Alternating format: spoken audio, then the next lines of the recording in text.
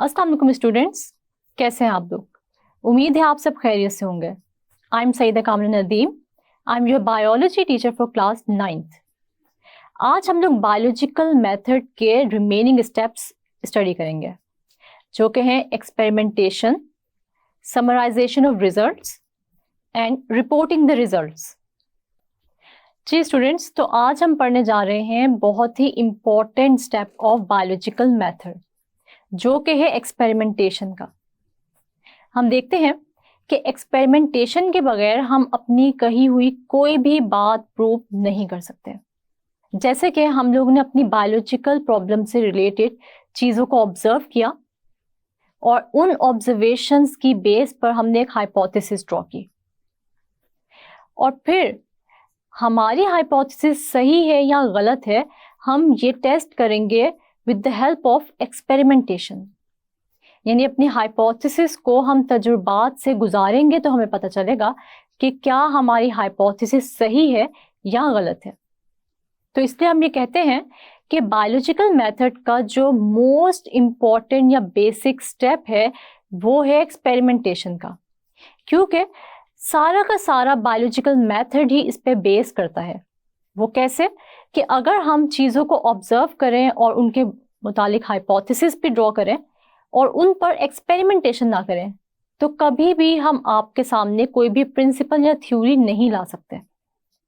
चीज़ों को experimentally prove करने के बाद ही हम आप तक नॉलेज पहुंचाते हैं। तो इसका मतलब ये हुआ कि एक्सपेरिमेंटेशन आपके बायोलॉजिकल मेथड की बेस है, या आपके पास जितनी भी नॉलेज आती है वो एक्सपेरिमेंट से पास होकर ही आती है। हम देखते हैं कि एक्सपेरिमेंटेशन या तजुर्बात क्या काम करते हैं। तो वो टेस्ट करते हैं किसी भी हाइपोथेसिस को। अगर वो हाइपोथेसिस आपके एक्सपेरिमेंट से सही साबित हो जाती है तो उसे हम एक्सेप्ट कर लेते हैं, लेकिन अगर तजुर्बात की रोशनी में वो हाइपोथेसिस गलत साबित हो जाती है तो हम उस हाइपोथेसिस को रिजेक्ट कर देते हैं। अब जो हाइपोथेसिस एक्सेप्ट हुई है यानी एक्सेप्टेड हाइपोथेसिस, उस पर सिर्फ एक बार एक्सपेरिमेंट नहीं हुआ, बल्कि अब हम मजीद एक्सपेरिमेंट से उस एक्सेप्टेड हाइपोथेसिस को गुजारेंगे, और अगर तो वो उन सब तजुर्बात की रोशनी से गुजर के भी सही साबित हो रही है तो उसको हम एक थ्योरी का नाम दे देंगे। लेकिन अगर वो एक्सेप्टेड हाइपोथेसिस किसी भी मरहले पर एक्सपेरिमेंटेशन के गलत साबित हो गई तो फिर हम उस हाइपोथेसिस को उधर से ही रिजेक्ट कर देंगे। अब थ्योरी जो हमारे पास आई है उसको भी हम बार बार एक्सपेरिमेंट्स की रोशनी से गुजारेंगे और उस पर बार बार टेस्ट करेंगे। अगर वो थ्योरी सरवाइव कर जाती है इस टेस्टिंग को, यानी हर टेस्ट से वो सही साबित होकर निकलती है, तो फिर वो एक प्रिंसिपल बन जाता है। हम जब भी साइंस में एक्सपेरिमेंट करते हैं तो वो हमेशा कंट्रोल्ड एक्सपेरिमेंट होना चाहिए। इसका क्या मतलब है कि हम दो ग्रुप्स बना लेंगे, एक होगा कंट्रोल ग्रुप और दूसरा होगा एक्सपेरिमेंटल ग्रुप। अब हम इन दोनों ग्रुप्स को आपस में कंट्रास्ट करेंगे। इन दोनों ग्रुप्स को हम सारे के सारे एक तरह की ट्रीटमेंट देंगे सिवाय एक वेरिएबल के जिस पे हमने टेस्ट करना है। ये बात आपको भी समझ नहीं आई, लेकिन जब मैं आपको एग्जाम्पल दूंगी तो आपको ये बहुत ही आसानी से समझ आ जाएगी। तो हम इसकी एग्जाम्पल देख लेते हैं कि हमारे पास एक प्लांट है और हमने देखना ये है कि क्या प्लांट्स के लिए कार्बन डाइऑक्साइड ज़रूरी होती है या नहीं, या हम यूँ कह सकते हैं कि क्या carbon dioxide for the process of photosynthesis ज़रूरी है या नहीं। क्या कार्बन डाइऑक्साइड के बगैर फोटोसिंथेसिस का अमल हो सकता है, और अगर कार्बन डाइऑक्साइड अवेलेबल ना हो तो क्या प्लांट जिंदा रह सकता है। इन सब सवालों के जवाबात हम एक्सपेरिमेंटेशन के थ्रू लेंगे, और वो कैसे कि हम बना लेंगे दो ग्रुप्स। एक को हम लेबल कर देंगे ये कंट्रोल ग्रुप है और दूसरे को हम लेबल कर देंगे ये एक्सपेरिमेंटल ग्रुप है। उसके बाद हम दोनों ग्रुप्स में एक एक प्लांट रख देंगे। हम करेंगे ये कि कंट्रोल ग्रुप को कार्बन डाइऑक्साइड की अवेलेबिलिटी फ्री रखेंगे, यानी उसको कार्बन डाइऑक्साइड देते रहेंगे, लेकिन जो हमारे पास एक्सपेरिमेंटल ग्रुप है उसको हम कार्बन डाइऑक्साइड की सप्लाई बंद कर देंगे। अब कुछ घंटों बाद या कुछ दिनों बाद हम ये देखेंगे कि इन दोनों प्लांट्स में से कौन सा प्लांट जिंदा है या ग्रो किया है और कौन सा प्लांट है जो ग्रो नहीं किया और वो डेड हो गया है।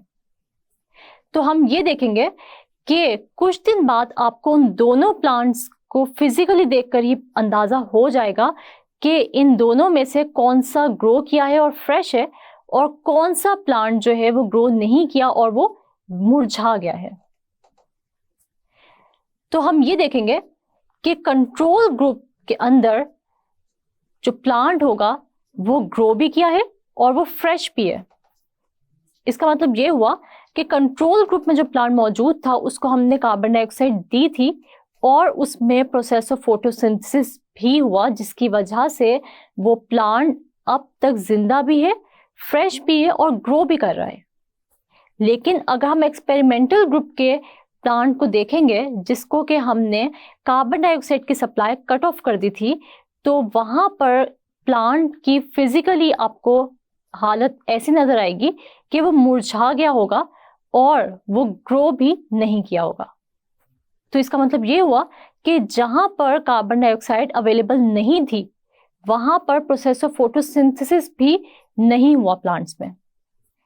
फोटोसिंथेसिस हम देख लेते हैं कि क्या होता है। फोटोसिंथेसिस एक ऐसा अमल है जिसके अंदर कार्बन डाइऑक्साइड और वाटर आपस में कंबाइन करते हैं और ग्लूकोज बनाते हैं in the presence of sunlight और क्लोरोफिल। और ये अमल ग्रीन प्लांट्स में होता है, साथ साथ ये कुछ और ऑर्गेनिजम्स में भी होते हैं जैसे एल्गी है। हम देखते हैं कि प्लांट्स के लिए फोटोसिंथेसिस के अमल में कार्बन डाइऑक्साइड का होना इंतहाई ज़रूरी है, क्योंकि अगर प्लांट्स को कार्बन डाइऑक्साइड नहीं मिलेगी तो उसका वही हाल होगा जो एक्सपेरिमेंटल ग्रुप में हमने देखा, जहां पर फोटोसिंथेसिस का अमल नहीं हुआ और प्लांट की डेथ हो गई।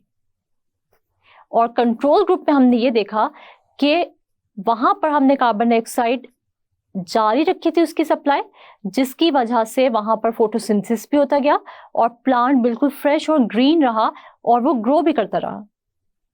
तो इस एक्सपेरिमेंट से, जिसे हमने कंट्रोल एक्सपेरिमेंट का नाम दिया, इससे आपको ये बात पता चल गई कि कार्बन डाइऑक्साइड फोटोसिंथेसिस के अमल के लिए कितनी ज़रूरी है।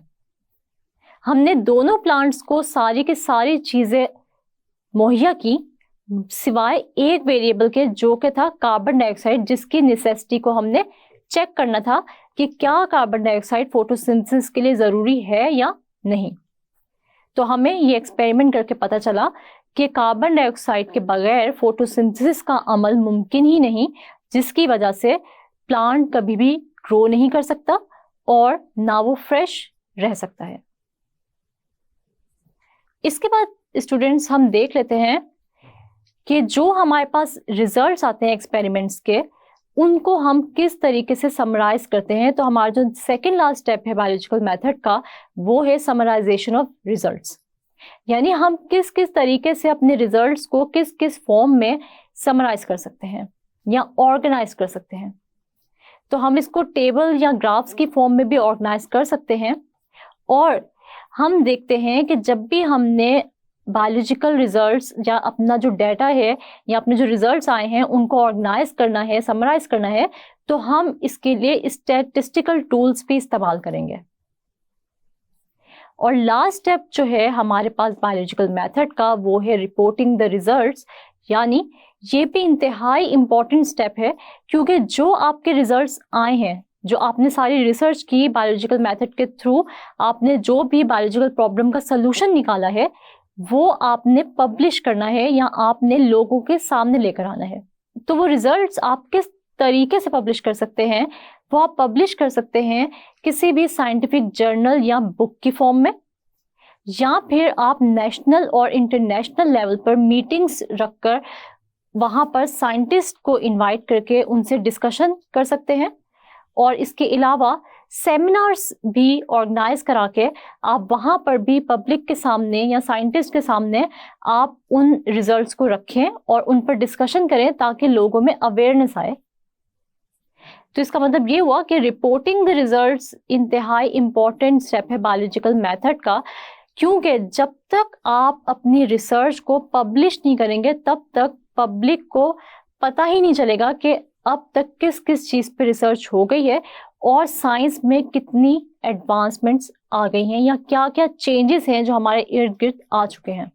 तो इसका मतलब ये हुआ कि आप अपने रिजल्ट्स को पब्लिश करें किस किस फॉर्म में, किसी भी साइंटिफिक जर्नल या बुक की फॉर्म में, या आप सेमिनार्स या कोई भी मीटिंग जो है वो मुनक्किद कराएं और वहाँ पर जो है वो पब्लिक या फिर साइंटिस्ट की आपस में डिस्कशन होनी चाहिए। हम देखते हैं कि किसी भी रिजल्ट को रिपोर्ट करने का क्या मकसद होता है। उसका मकसद ये होता है कि इस तरह लोगों में किसी भी बायोलॉजिकल प्रॉब्लम के बारे में अवेयरनेस आती है और लोगों में शऊर बेदार होता है कि हम भी आगे जाकर जो है वो इन चीज़ों के बारे में रिसर्च करें और इन चीज़ों को स्टडी करें। उनमें इंटरेस्ट डेवलप होता है टुवर्ड्स द साइंस, कि साइंस आखिर है क्या। उनके जहन में बहुत सारे सवालात पैदा होते हैं और उनमें ये अवेयरनेस आती है कि वो अपने बारे में या अपने नेचर के बारे में या अपनी सराउंडिंग्स के बारे में जानने की कोशिश करें और अपने जो सवालात हैं या क्यूरोसिटी है उनके जवाबात ढूंढने की कोशिश करें थ्रू रिसर्च। और इसके अलावा अगर हम लोग रिजल्ट्स को रिपोर्ट करते हैं तो उसका एक और फ़ायदा ये होता है कि हमारी बहुत सारी बायोलॉजिकल प्रॉब्लम्स का सलूशन जो है वो भी हमारे पास आ जाता है, क्योंकि जब हम लोग जो है वो रिसर्च पेपर्स पढ़ते हैं या कोई भी जो है वो जर्नल या कोई भी साइंटिफिक बुक पढ़ते हैं तो उसके थ्रू जो हमें नॉलेज मिलती है तो उससे हमारे बहुत सारे जो सवालात होते हैं या बायोलॉजिकल प्रॉब्लम्स होती हैं जो जिनका हल हम ढूंढ रहे होते हैं उनका हल भी हम तक पहुँच जाता है। जी स्टूडेंट्स, तो यहाँ पर मैं आपसे एक छोटा सा क्विज लेती हूँ जिसमें मैं आपसे वो क्वेश्चंस करूँगी जो कि पास पेपर्स में रिपीट हो चुके हैं, ताकि आप लोग ये क्वेश्चंस जो हैं ये नोट डाउन कर लें, इनकी रिटन प्रैक्टिस करें और बहुत ज़्यादा चांसेस हैं इन क्वेश्चंस के दोबारा एग्जाम्स में आने के।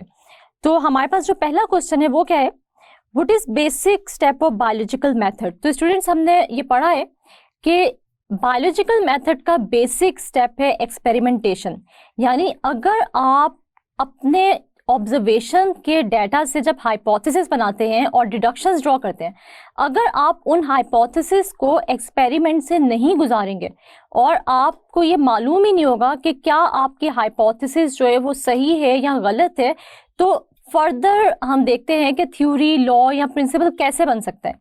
तो इसका मतलब ये हुआ कि साइंस में सबसे जो बेसिक स्टेप है वो एक्सपेरिमेंटेशन का है, क्योंकि एक्सपेरिमेंटेशन ही ऐसे स्टेप होते हैं जो कि आपकी हाइपोथेसिस को गलत या सही साबित करता है।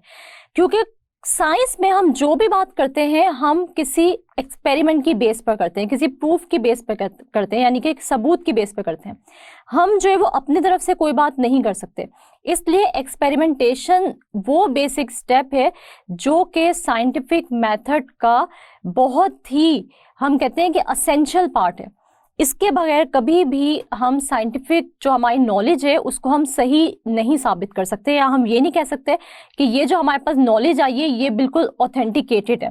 तो इसलिए हम कहते हैं कि बायोलॉजिकल मेथड का जो बेसिक स्टेप है वो है एक्सपेरिमेंटेशन।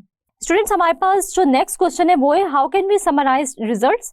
तो आप लोगों को पता है कि हमने समराइजेशन ऑफ रिजल्ट्स पढ़ी थी, जिसके अंदर हमने ये पढ़ा था कि बायोलॉजिस्ट क्या करते हैं, वो अपने एक्सपेरिमेंट्स के रिजल्ट्स को इकट्ठा रखा, उसके बाद फिर इन रिजल्ट्स को एक जगह पर इकट्ठा करने के बाद ये जो आपके पास एक्सपेरिमेंट्स से डाटा आया है आपने इसको जो है वो क्या करना है, स्टैटिस्टिकल मेथड से या स्टैटिस्टिकल टूल्स एंड टेक्निक से गुजारना है और फिर आपने जो है वो इसको समराइज करना है, यानी एक जगह पे आपने जो है इकट्ठा करना है।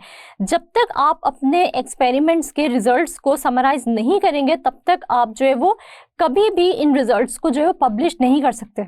अगर हमने रिजल्ट्स को जो है वो स्टडी करना है, एनालाइज करना है अपने डाटा को, तो इस रिजल्ट्स को जो कि आपको एक्सपेरिमेंट से हासिल हुए हैं इनको समराइज करना भी बहुत ही इम्पॉर्टेंट है। इसके बाद स्टूडेंट्स हम देखते हैं कि what is reporting the results. तो आप लोगों को पता है कि ये भी बहुत ही इम्पॉर्टेंट शॉर्ट क्वेश्चन है, क्योंकि हम देखते हैं कि जो लास्ट स्टेप है बायोलॉजिकल मेथड का वो है रिपोर्टिंग द रिजल्ट। और अगर हम अपने रिजल्ट को पब्लिश नहीं करेंगे, रिपोर्ट नहीं करेंगे, पब्लिक के सामने नहीं लेकर आएंगे, तो आपके एक्सपेरिमेंट्स का, आपकी रिसर्च का क्या फायदा हुआ। हम देखते हैं कि आपने जो नॉलेज या जो रिसर्च की है, जो साइंटिफिक नॉलेज आप तक आई है, आपने उसको पब्लिक तक भी लेके जाना है। और इस नॉलेज को पब्लिक तक ले जाने का जो बेहतरीन जो रास्ता है वो यही है कि आप अपने रिजल्ट को क्या करें, रिपोर्ट करें, अपने रिजल्ट्स को पब्लिश करें। और हमने क्या पढ़ा कि हम किस फॉर्म में जो है ये अपने रिजल्ट्स को पब्लिश कर सकते हैं। तो हम पब्लिश कर सकते हैं साइंटिफिक जर्नल्स में, बुक्स में। इसके अलावा हम जो है वो नेशनल और इंटरनेशनल जो है वो टॉक्स रख सकते हैं। इसके अलावा मीटिंग्स जो है वो अरेंज कर सकते हैं। हम सेमिनार्स जो है वो कॉलेजेस में, यूनिवर्सिटीज़ में जो है वो ऑर्गेनाइज करा सकते हैं, ताकि हम अपनी रिसर्च को, अपने जो एक्सपेरिमेंट्स के रिजल्ट्स हैं, हम उनको क्या करें, पब्लिश करें, रिपोर्ट करें और दुनिया तक लेकर जाएं। इसके बाद स्टूडेंट्स हमारे पास लॉन्ग क्वेश्चन है जो कि बहुत ही इंपॉर्टेंट है, और आपको ये लॉन्ग क्वेश्चन जो है ये पास्ट पेपर्स में भी नजर आएगा। हम देखते हैं कि ये लॉन्ग क्वेश्चन जो है ये कहाँ से आए हुए, ये एक ब्लू बॉक्स से आए हुए। और अक्सर स्टूडेंट्स ऐसे होते हैं जो कि ब्लू बॉक्स को जो है वो अनइम्पॉर्टेंट समझते हैं और वो छोड़ देते हैं। इसलिए आपने जो है बिल्कुल नहीं जो है वो इस बात को सोचना है कि ये ब्लू बॉक्स है तो इसमें से शॉर्ट नहीं आ सकता, एमसीक्यू नहीं पूछा जा सकता, या लॉन्ग नहीं आ सकता। कोई भी ऐसा ब्लू बॉक्स या येलो बॉक्स या कोई भी साइड बॉक्स जिसके अंदर थोड़ी एक्सप्लेनेशन मौजूद है वो आपसे लॉन्ग में पूछा जा सकता है। जैसे कि हमारे पास जो लॉन्ग है जो मैं आपसे पूछने जा रही हूँ वो है what is control in experiments. तो जैसे हम लोगों ने आज के लेक्चर में पढ़ा भी है कि what is control in experiment, आपने क्या पढ़ा कि जब भी हम कोई भी साइंस में कोई भी एक्सपेरिमेंट करते हैं तो वो कंट्रोल्ड होना चाहिए। यानी उसके अंदर हम दो ग्रुप्स बनाते हैं, एक कंट्रोल ग्रुप है, एक एक्सपेरिमेंटल ग्रुप है। हमने जो है वो इस कंट्रोल ग्रुप और एक्सपेरिमेंटल ग्रुप को जो है वो इसकी एक्सप्लेनेशन पढ़ी, हमने इसकी एग्जाम्पल पढ़ी। आपने भी क्या करना है कि जब अगर आपको ये लॉन्ग क्वेश्चन आ जाता है तो आपने इस क्वेश्चन को डिटेल में जो है वो लिखना है, इसकी एक्सप्लेनेशन देनी है आपने, और उसके बाद आपने एग्जाम्पल की हेडिंग बना के जो एग्जाम्पल आपके साथ डिस्कस की गई बुक में आपने वो एग्जाम्पल भी देनी है। तो स्टूडेंट्स ये वो क्वेश्चन है जो कि एग्जाम पॉइंट ऑफ व्यू से बहुत ही इंपॉर्टेंट है। तो आपके लिए एक छोटी सी एक्टिविटी है कि आपने ये जो क्विज है इसकी रिटन प्रैक्टिस कर लेनी है ताकि एग्जाम में आपको किसी किस्म की मुश्किल का सामना ना करना पड़े। स्टूडेंट्स आज हम लोगों ने एक्सपेरिमेंटेशन के बारे में पढ़ा, साथ साथ मैंने आप लोगों को ये बताया कि what is control in experiment, और हमने देखा समराइजेशन ऑफ रिजल्ट्स और रिपोर्टिंग द रिजल्ट्स को। हमने ये पढ़ा कि एक्सपेरिमेंटेशन बेसिक स्टेप है किसी भी बायोलॉजिकल मेथड का, क्योंकि अगर हम एक्सपेरिमेंटेशन नहीं करेंगे तो हमें ये कैसे पता चलेगा कि जो हमने ऑब्जर्वेशन या हाइपोथेसिस दी है वो सही है या गलत है। तो इसका मतलब ये हुआ कि अपनी हाइपोथेसिस को अगर हमने प्रूव करना है तो उसके लिए हमें तजुर्बा करना ही पड़ेगा, या उस हाइपोथेसिस को तजुर्बात की रोशनी से गुजारना ही पड़ेगा। तो एक्सपेरिमेंटेशन बहुत ही इंपॉर्टेंट स्टेप है बायोलॉजिकल मेथड का। उसके बाद हमने what is control in experiment में एक प्लांट की एग्जाम्पल पढ़ी जिसके अंदर हमने दो ग्रुप्स बनाए, जो कि एक था एक्सपेरिमेंटल ग्रुप और दूसरा था कंट्रोल ग्रुप। और फिर हमने एक को कार्बन डाइऑक्साइड दी और दूसरे ग्रुप को कार्बन डाइऑक्साइड नहीं दी। तो फोटोसिंथेसिस कौन से प्लांट में हुई वो भी हमने देखा कि वो प्लांट जिसको फ्री अवेलेबल थी कार्बन डाइऑक्साइड उसके अंदर तो फोटोसिंथेसिस हुई, मगर वो प्लांट जिसको हमने कार्बन डाइऑक्साइड नहीं दी उसके अंदर फोटोसिंथेसिस का अमल नहीं हुआ। तो इसका मतलब ये हुआ कि कार्बन डाइऑक्साइड बहुत ही इंपॉर्टेंट है फोटोसिंथेसिस के प्रोसेस के लिए, जिसको हमने एक्सपेरिमेंट के थ्रू ही साबित किया। और उसके बाद हमने ये पढ़ा कि हम लोग जो अपने रिजल्ट्स आए हैं उनको किस तरीके से समराइज कर सकते हैं या ऑर्गेनाइज कर सकते हैं। तो हम उसको टेबल्स, ग्राफ्स की फॉर्म में भी ऑर्गेनाइज कर सकते हैं, और हम उसके लिए स्टैटिस्टिक्स का इस्तेमाल करेंगे। और उसके बाद लास्ट पर हमने जो स्टेप पढ़ा वो था रिपोर्टिंग द रिजल्ट्स, यानी जो रिजल्ट्स एंड पर हमारे पास अपने बायोलॉजिकल मेथड को एडॉप्ट करके आए उनको हमने पब्लिश करना है या रिपोर्ट करना है। तो उसके लिए भी हमने डिफरेंट मेथड्स देखे कि हम अपने रिजल्ट्स को किस किस तरीके से किसी भी साइंटिस्ट या आवाम के सामने कैसे ला सकते हैं। तो हम लोग किसी भी जर्नल या साइंटिफिक बुक में अपने रिजल्ट्स को पब्लिश करा सकते हैं, या किसी भी सेमिनार में उस पर बात कर सकते हैं, या फिर मीटिंग्स इंटरनेशनल या नेशनल लेवल पर मीटिंग्स जो हैं वो ऑर्गेनाइज करके उसके अंदर हम अपने रिजल्ट्स को रिपोर्ट कर सकते हैं। स्टूडेंट्स, उम्मीद है कि आप लोगों को आज के लेक्चर की अच्छे से समझ आ गई होगी। अपने नेक्स्ट लेक्चर में हम लोग बात करेंगे मलेरिया पे। तब तक के लिए अल्लाह हाफिज।